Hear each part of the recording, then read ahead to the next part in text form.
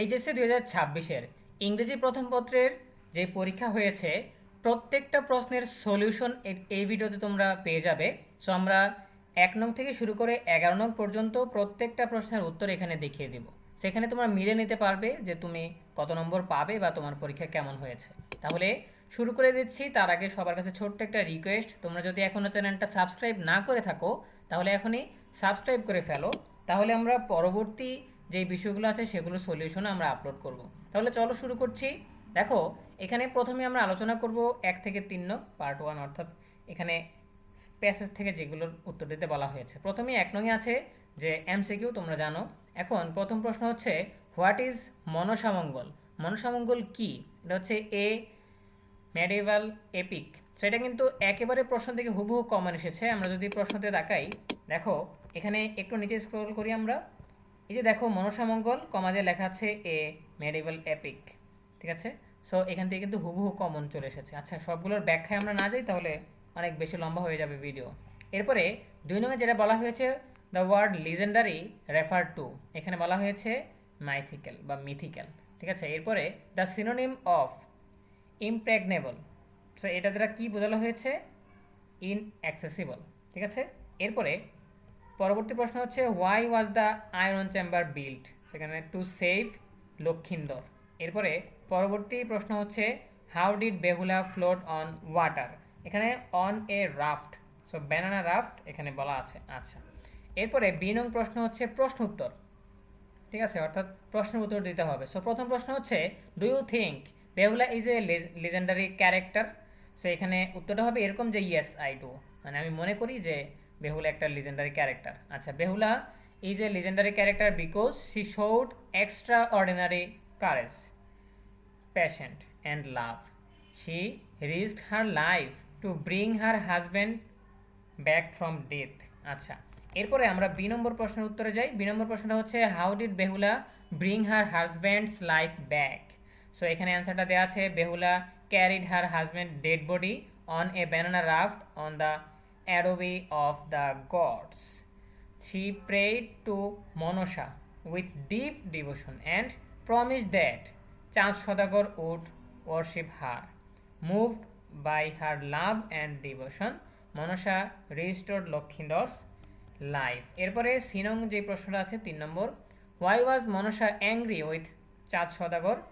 উত্তরটা হচ্ছে Manasa was angry because Chand Sadagar refuse to worship her and proudly claim to be stronger and wise than her.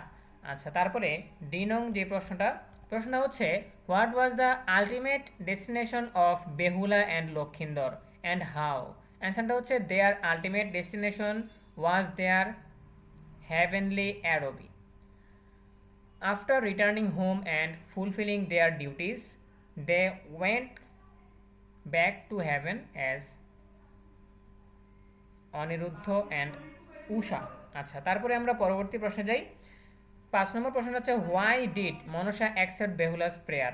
আচ্ছা, Manasa accepted Behula's prayer because she was deeply moved by Behula's sincere love, patient, courage and devotion to her husband.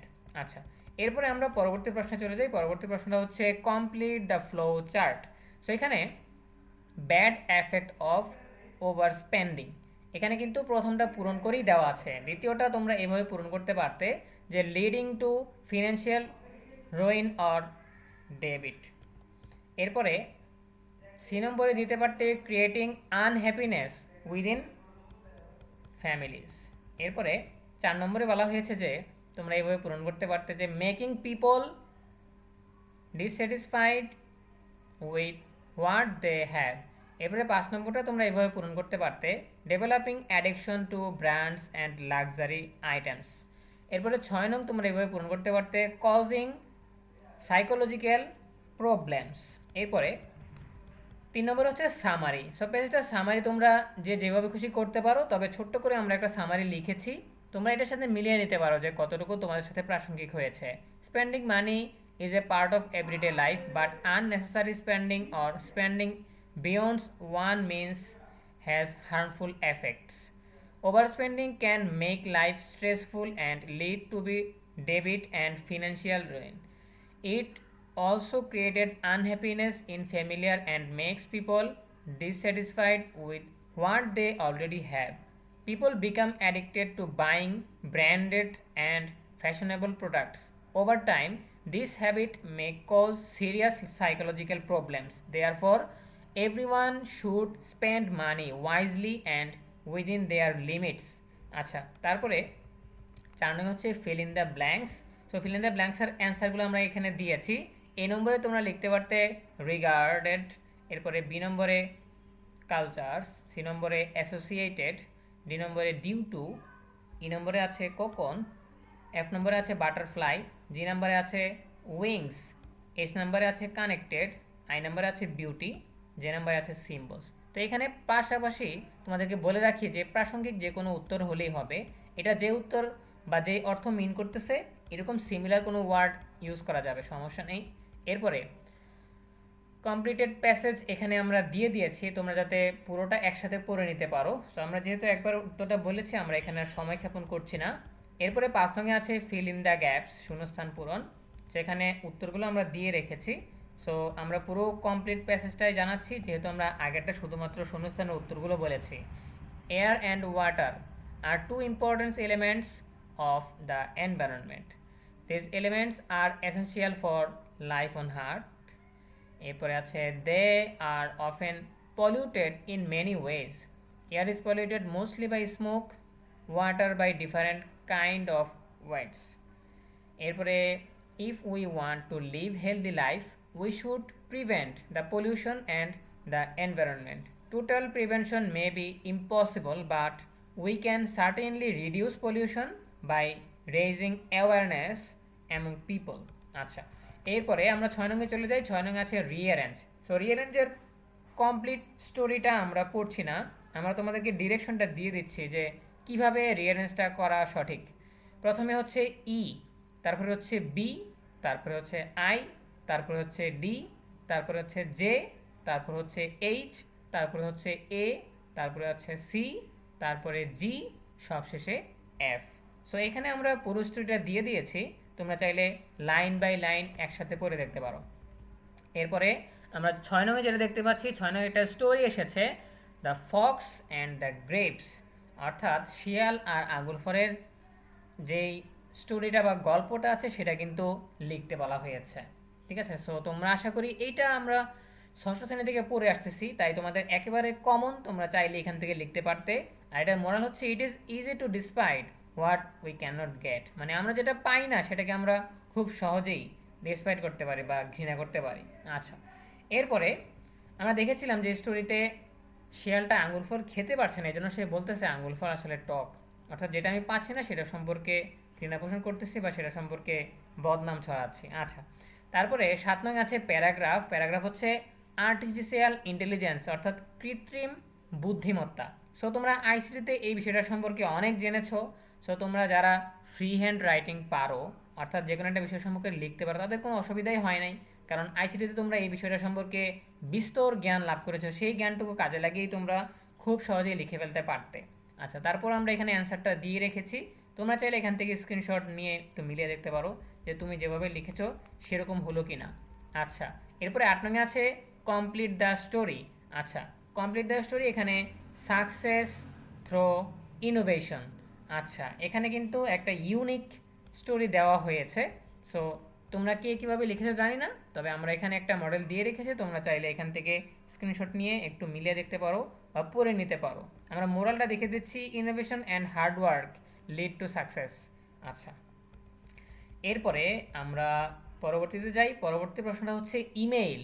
ঠিক আছে, so ইমেইলটা হচ্ছে subject হচ্ছে congratulations on great achievement বা congratulation of brilliant success, এই ধরনের তোমরা যেটাই পড়েছো সেখান থেকে কিন্তু লিখতে পারবে। সো আমরা এখানে অ্যান্সারের একটা মডেল বা ফরম্যাট দিয়ে রেখেছি, তোমরা চাইলে মিলে নিতে পারো। এরপরে আমরা একটু নিচে যাই, নিচে গেলে 10 নং আমরা দেখতে পাচ্ছি pie chart. So pie chart হচ্ছে percentage of supporters of different games in Bangladesh. ঠিক আছে, অর্থাৎ বাংলাদেশি সমর্থকরা কোন কোন খেলায় কীরকম সমর্থন করে সেই বিষয়টাই কিন্তু পাই চার্টে দেখানো হয়েছে। সো সেই ডিসক্রিপশনে লিখতে হবে, প্রথমে টাইটেল লিখতে হবে, তারপর ডিসক্রাইব করতে হবে। সো আশা করি তোমরা পেরেছো, এখান থেকে তোমরা একটু মিলে নিতে পারো যে তোমরা কীরকম লিখেছো এর সাথে প্রাসঙ্গিক হয়েছে কিনা। এরপরে 11 নঙে যেটা আছে থিম অফ দ্য পোয়েম, অর্থাৎ কবিতার মূল ভাব নির্ণয় করা। সো থিমটা এখানে খুবই অল্প কথায় আমরা লিখে দিয়েছি, আর থিমটা অল্প কথায় লিখতে হয়। সো আমরা যদি একটু পড়ে শোনাই, the poem expresses the idea that death is not the end of life but the beginning of the eternal life for the soul.